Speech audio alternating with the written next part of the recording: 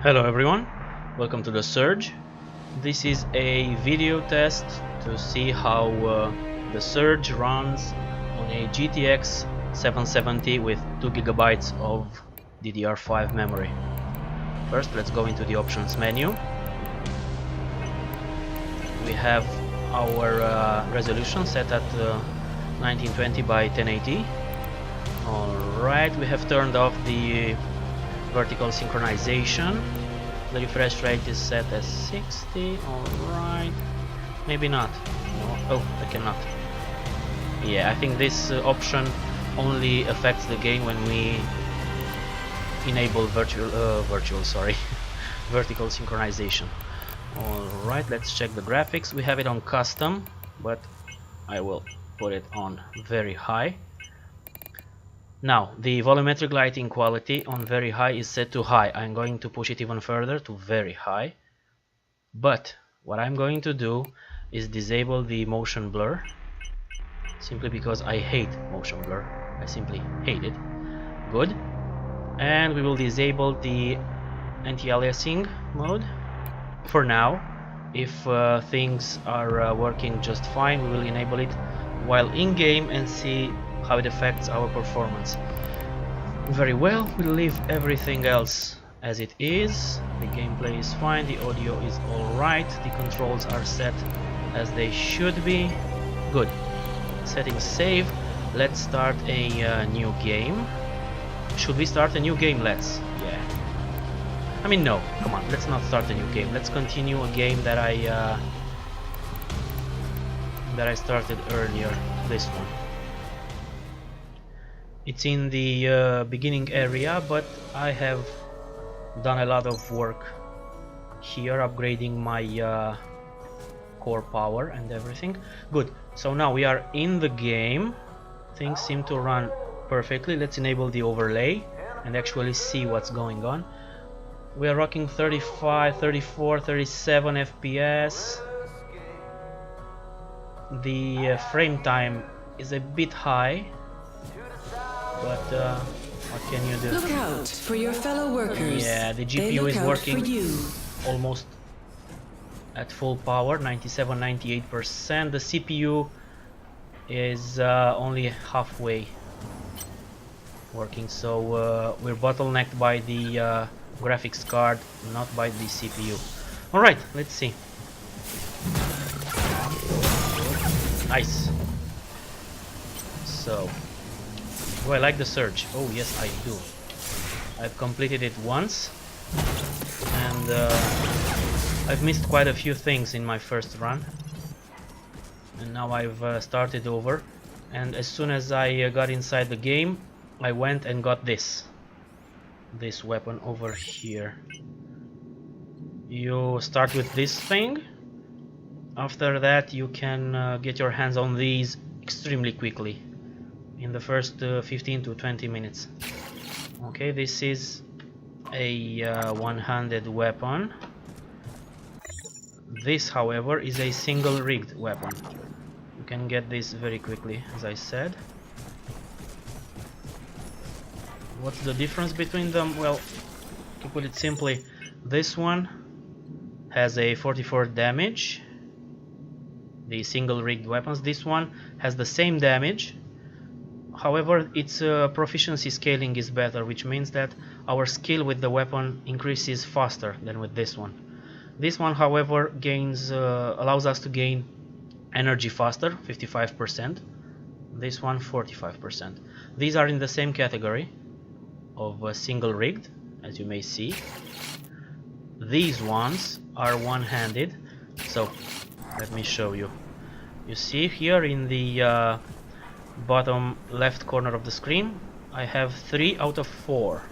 That's my proficiency with single rigged weapons. If I change to one of these, I have 5 of 6. This is the proficiency with one-handed weapons.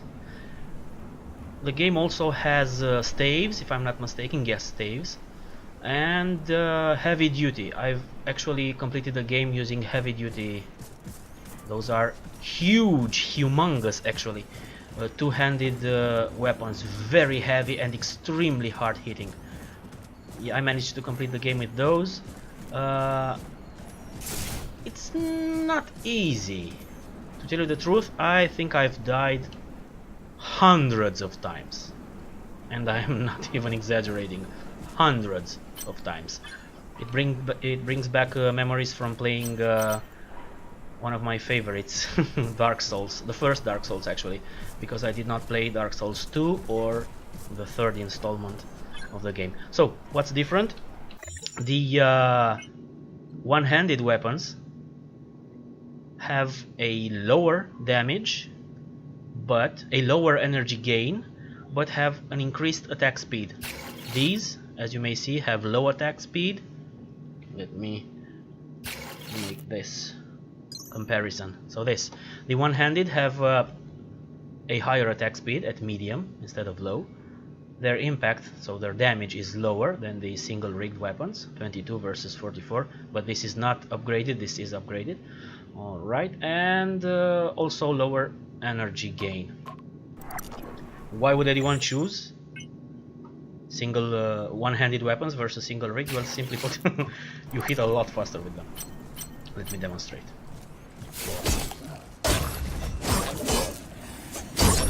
And now you can cut the limbs.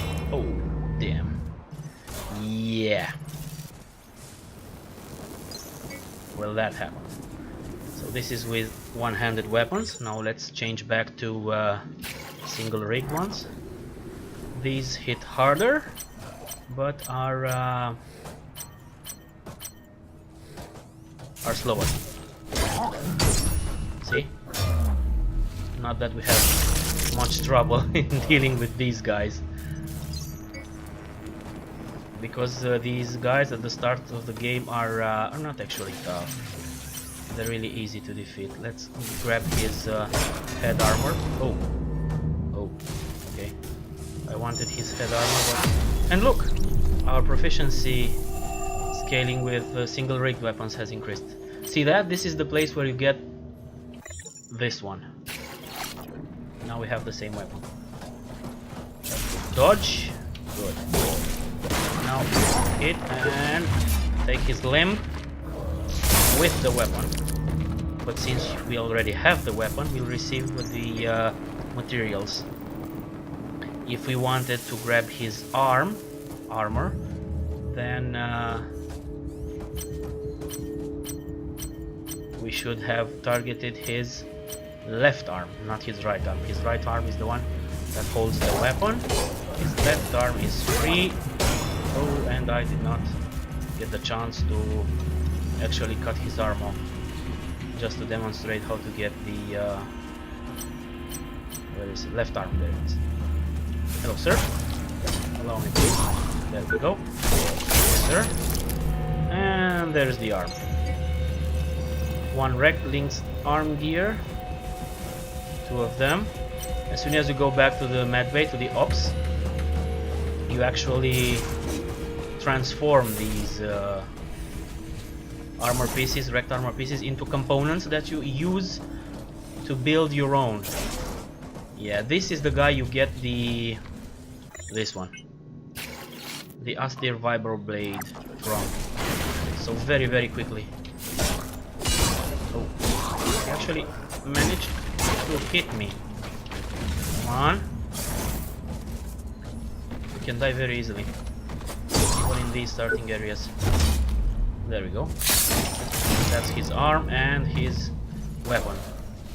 But we'll only get his... Oh, we actually got his arm and the materials that the weapon was made from, which are used to upgrade weapons, of course.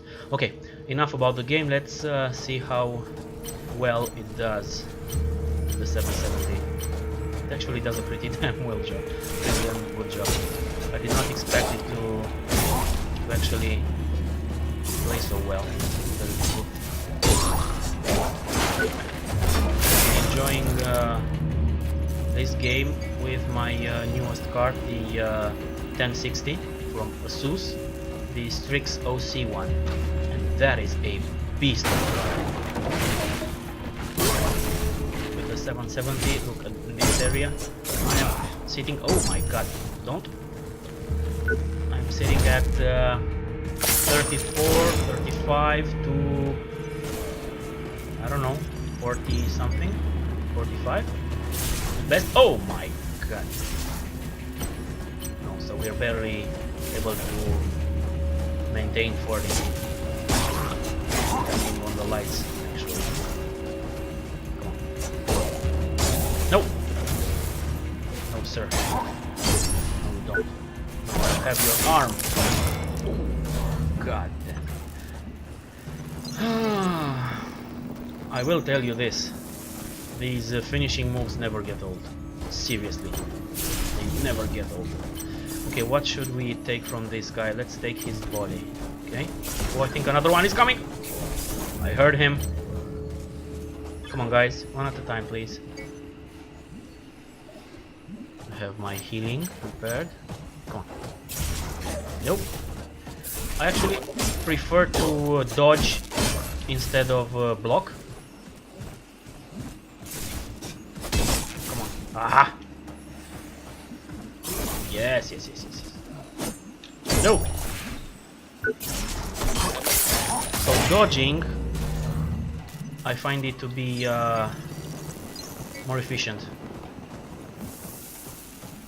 Because blocking in this game is a bit different from its predecessor from this studio, which actually, if you're not aware, made the Lords of the Fallen game, which is a pretty good game, in my opinion.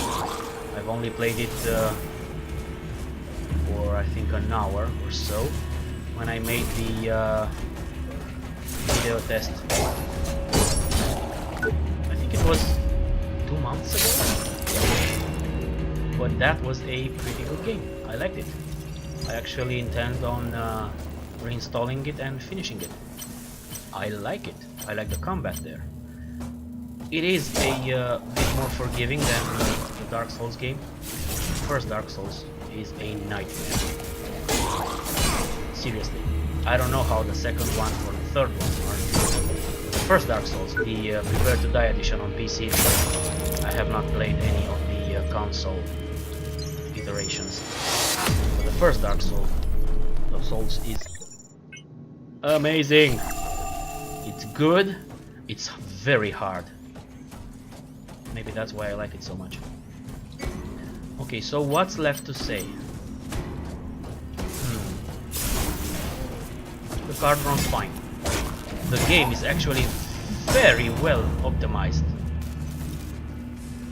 Its PC port is great, which is something to be expected from this studio. I'm sorry, but I'm making a fool of myself. I have completely forgotten the name of the studio. I think it's something 13. Their logo is a pirate ship, or not a pirate ship actually, but a sail ship. Hello, sir. That game was also very well optimized. Oh, you know what we should do?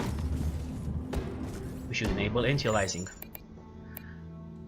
Alright, let's do it. Alright, first let's start with the FXAA, which is a mild anti-aliasing method. Let's see what that does to our game. Okay, so we're dropping below 35. Oh, we've hit 30 over there. Okay, hello sir. Hello sir. Come on sir, please. Come on man, attack me. Okay, good. Alright, we did not drop below 30, which is fine, I guess. I mean, that's my goal when I play games. I've always tried to stay above 30 frames. I didn't always have access to very good hardware, not that I do right now.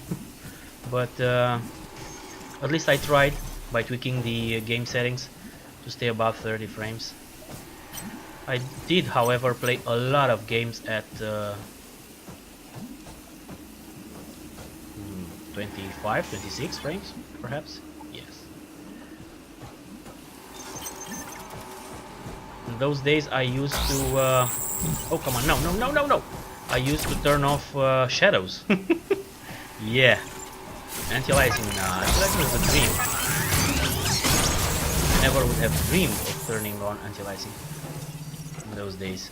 So no shadows, which made the games look bad. Let's say that bad. And no antialiasing, of course. And yeah, very high, very rarely, depending on the game. And ultra. Ultra was a dream. New implant. Vanadium cell. Let's see what that is. Not inventory implants. We cannot use it. We have to go to the med bay. So this one increases maximum energy, scales with core power. That is great. Okay, should we try upping the antialiasing? Yeah, let's do it. Let's go for, where is it? MSA, if I'm not... SMAA, sorry. SMAA. To my knowledge, this is a very power-hungry option. Or not. Oh, not power-hungry, sorry. I think it's actually better than the FXAA when it comes to system resources. Yeah. Hello, sir.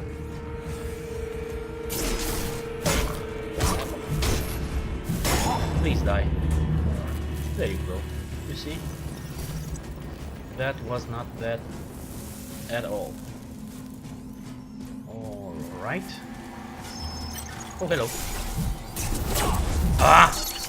He actually got me. Good. I needed to destroy him. Oh, hello. Oh! There is something behind those crates here. Let's see. Salvage. Okay.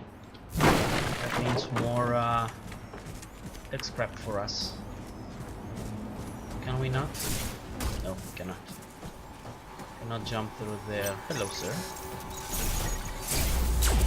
Oh, wow. That was lucky.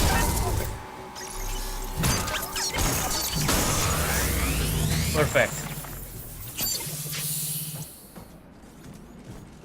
Good. Let's see what's up here. So yeah, to conclude, because I'm actually getting caught up in the game. Oh, come on. Seriously, come on. Good. Off with his head.